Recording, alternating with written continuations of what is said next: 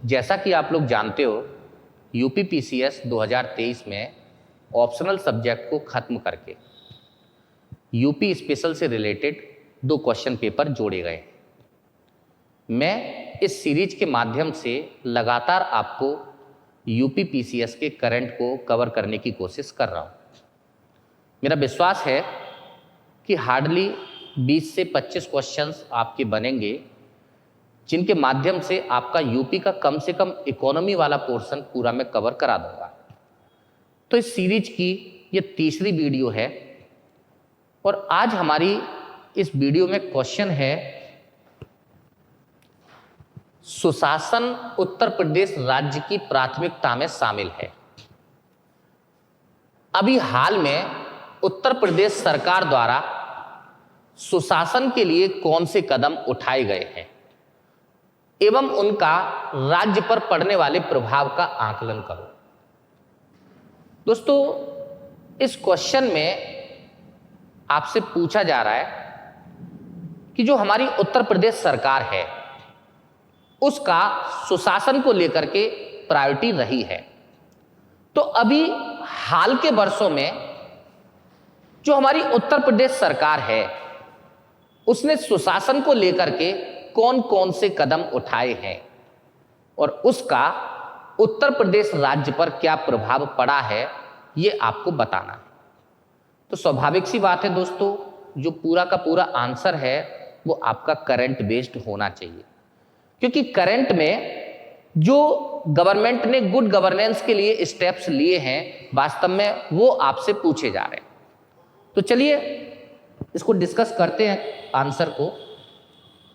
दोस्तों, सबसे पहली बात तो ये है कि इसमें अगर आपको आंसर लिखना है तो आंसर में आपको सबसे पहले गुड गवर्नेंस यानी सुशासन को एक्सप्लेन करना पड़ेगा।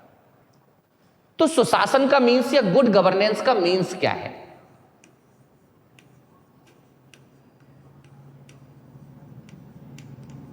गुड गवर्नेंस का मीन्स क्या है? दोस्तों, गुड गवर्नेंस का मीन्स है ऐसा शासन जो नैतिक हो, यानी एथिकल हो। एथिकल होने के साथ साथ शासन में ट्रांसपेरेंसी हो, अकाउंटेबिलिटी हो, यानी पारदर्शिता, उत्तरदायित्व और जवाबदेहिता, ये तीनों के तीनों पार्ट शामिल हों। इसके साथ साथ शासन में यदि जनता की भी व्यापक भागीदारी हो तो ऐसे शासन को हम लोग बोला जाते हैं सुशासन या गुड गवर्नेंस। इसका मतलब गुड गवर्नेंस का सबसे पहला लक्षण तो यही है कि शासन जो है वो नीति शास्त्र के अनुरूप होना चाहिए, एथिकल होना चाहिए। सेकंड, शासन में पारदर्शिता, जवाबदेहिता और उत्तरदायित्व सुनिश्चित होना चाहिए। और तीसरा, जनता की भी व्यापक भागीदारी होनी चाहिए। अगर ये तीनों किसी शासन के अंतर्गत हैं तो ऐसे शासन को हम लोग बोलते हैं सुशासन या गुड गवर्नेंस। तो गुड गवर्नेंस का जो पहला लक्षण है वो यही है कि नीति शास्त्र के अनुरूप होना चाहिए, यानी एथिकल होना चाहिए। दूसरा, शासन में पारदर्शिता होनी चाहिए।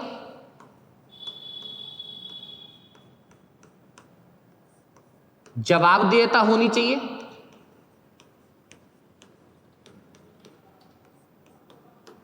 और उत्तरदायित्व होना चाहिए।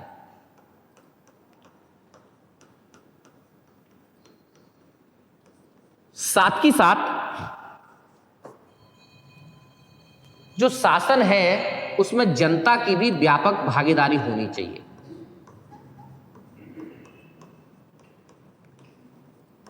अगर ये तीनों लक्षण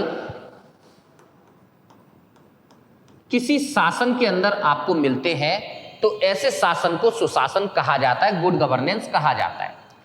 तो दोस्तों, अगर ये 200 मार्क्स का क्वेश्चन है तो आपको क्या करना है, 20 to 30 मार्क्स वर्ड में, 200 वर्ड का क्वेश्चन है तो 20 to 30 वर्ड में आपको सबसे पहले सुशासन की या गुड गवर्नेंस की डेफिनेशन देनी है। अब क्वेश्चन के सेकंड पार्ट में आपसे पूछा जा रहा है कि अभी रिसेंटली गुड गवर्नेंस के लिए यूपी गवर्नमेंट ने क्या स्टेप्स लिए हैं या कौन से कदम उठाए। तो दोस्तों कम से कम 4 या 5 जो करंट के स्टेप्स हैं वो आपको यहां आंसर में देने चाहिए, जिससे आपके आंसर की सेकंड पार्ट की रिक्वायरमेंट कंप्लीट हो सके। तो अगर मैं बात करता हूं यूपी गवर्नमेंट ने कौन कौन से स्टेप्स यहां लिए हैं, तो दोस्तों सबसे फर्स्ट स्टेप्स की अगर मैं बात करूं तो सबसे फर्स्ट स्टेप्स है zero tolerance policy for crime. Zero tolerance policy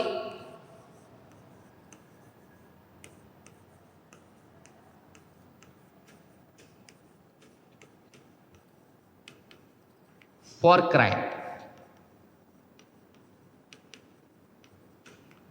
आप देखेंगे जो उत्तर प्रदेश सरकार है उसकी प्राथमिकता में अपराध को नियंत्रण करना सबसे पहले शामिल रहा। यानी चाहे अपराध छोटा हो चाहे अपराध बड़ा हो, उसके लिए जीरो टॉलरेंस की पॉलिसी पर उत्तर प्रदेश सरकार काम कर रही है। आप देखेंगे उत्तर प्रदेश राज्य में से जो माफिया राज है उसको पूरे तरीके से उत्तर प्रदेश सरकार ने खत्म किया है। इसका मीन्स गवर्नमेंट अगर माफिया राज खत्म करती है तो डेफिनेटली कानून का शासन स्थापित होगा, और कानून का शासन स्थापित होने का मतलब है नीति शास्त्र के अनुरूप शासन स्थापित करना। इसलिए जो सबसे पहला काम गवर्नमेंट ने यहां किया है वो zero tolerance policy for crime है। तो सबसे फर्स्ट पॉइंट आप यहां पर दे सकते हैं zero tolerance policy for crime. आप लोग एनसीआरबी का यहां पर डेटा भी दे सकते हैं जो मैं अभी आपको बताऊंगा। दोस्तों सेकंड जो गवर्नमेंट की पॉलिसी रही है वो ई गवर्नेंस को जोड़ने की रही है।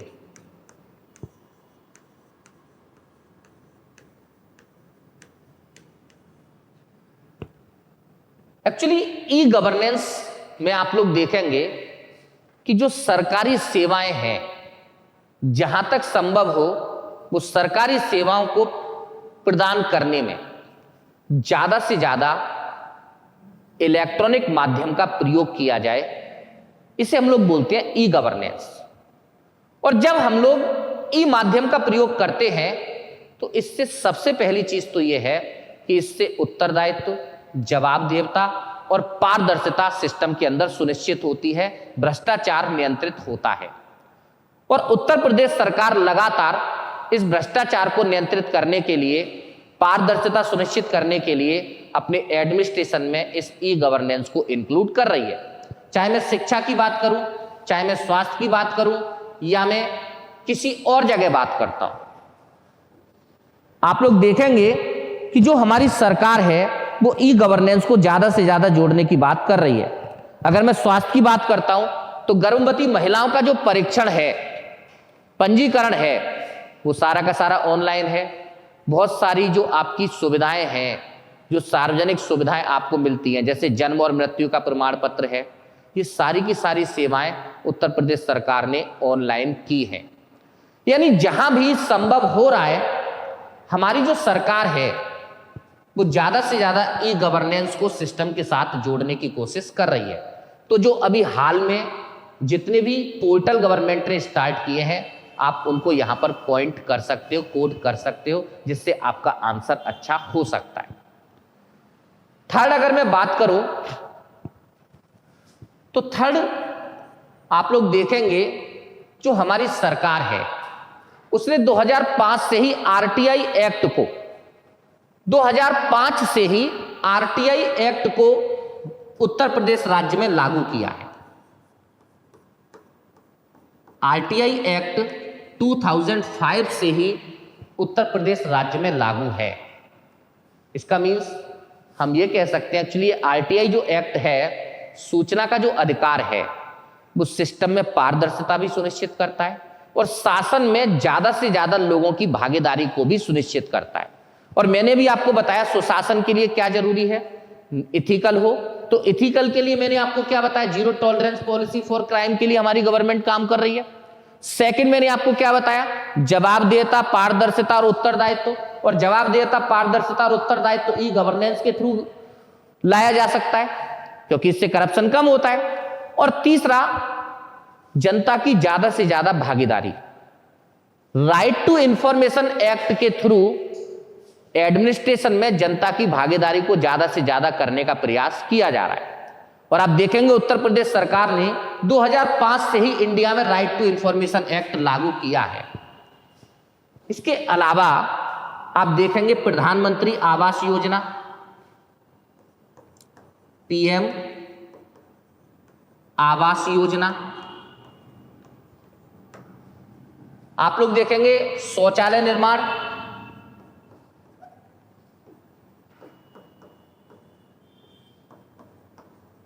या मैं गन्ना किसानों की बात करता हूं। जो गन्ना किसान हैं उनके गन्ने का भुगतान, या फिर किसानों को दिया जाने वाला अनुदान, किसानों को दिया जाने वाला अनुदान, इन सभी मामले में उत्तर प्रदेश सरकार डीबीटी का प्रयोग कर रही है। और इन मामलों में डीबीटी का प्रयोग करने वाली उत्तर प्रदेश राज्य की, यानी भारत की पहली सरकार है। उत्तर प्रदेश राज्य पहला राज्य है भारत का जो इन सभी में डीबीटी का प्रयोग कर रहा है। इस आधार पर हम कह सकते हैं कि उत्तर प्रदेश सरकार का सुशासन को लेकर के, सुशासन स्थापित करने को लेकर के उसकी प्राथमिकता रही है। और साथ ही साथ हम उसे यह भी बता सकते हैं कि किस किस जगह गवर्नमेंट ने अभी कौन कौन सा कदम उठाया। अब दोस्तों तीसरा जो इस क्वेश्चन का भाग है कि उसका उत्तर प्रदेश राज्य पर क्या प्रभाव पड़ा है, इसके बारे में और बात करते हैं। तो देखिए, अगर ये 200 वर्ड का क्वेश्चन है तो आपने क्या किया, 20 to 30 वर्ड में सबसे पहले सुशासन को डिफाइन किया, उसके बाद 100 वर्ड में, सॉरी 80 to 100 वर्ड में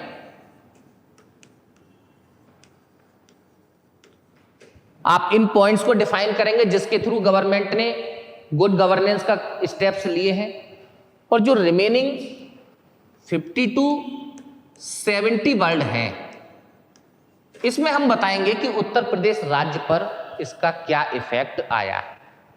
तो अब दोस्तों डिस्कस करते हैं कि उत्तर प्रदेश राज्य पर गुड गवर्नेंस का इफेक्ट क्या है, जो इस क्वेश्चन का तीसरा पार्ट है। देखते हैं एक बार।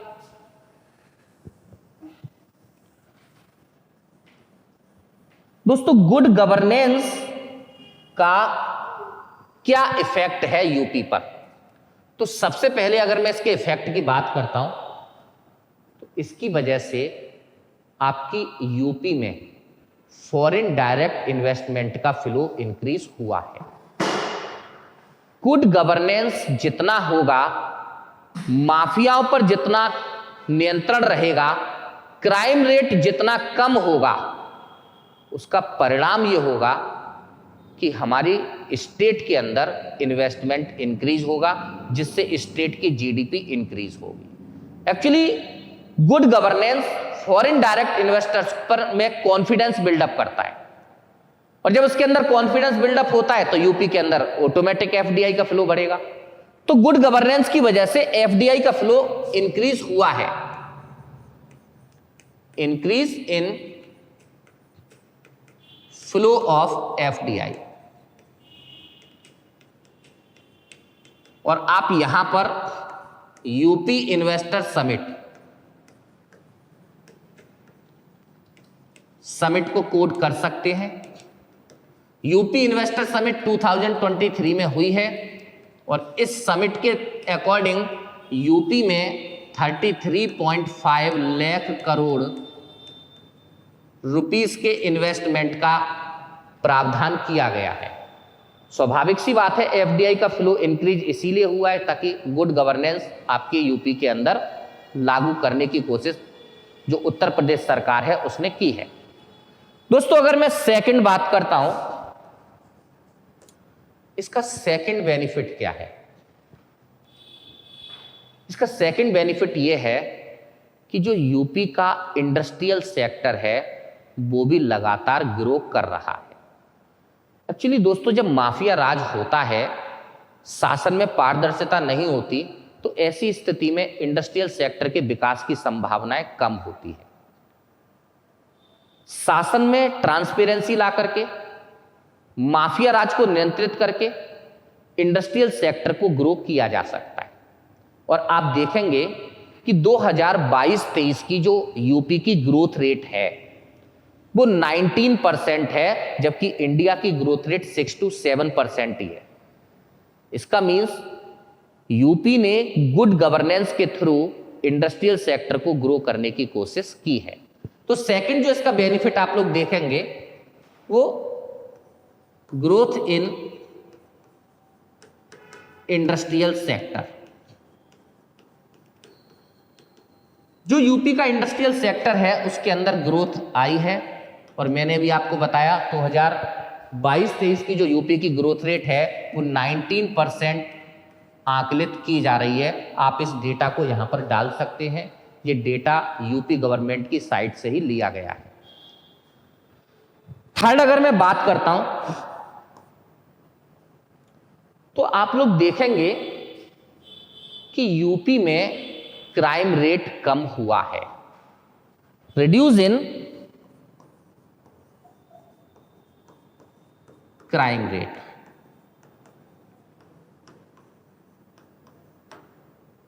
आप यहां एनसीआरबी का डेटा डाल सकते हैं। NCRB, national crime report bureau.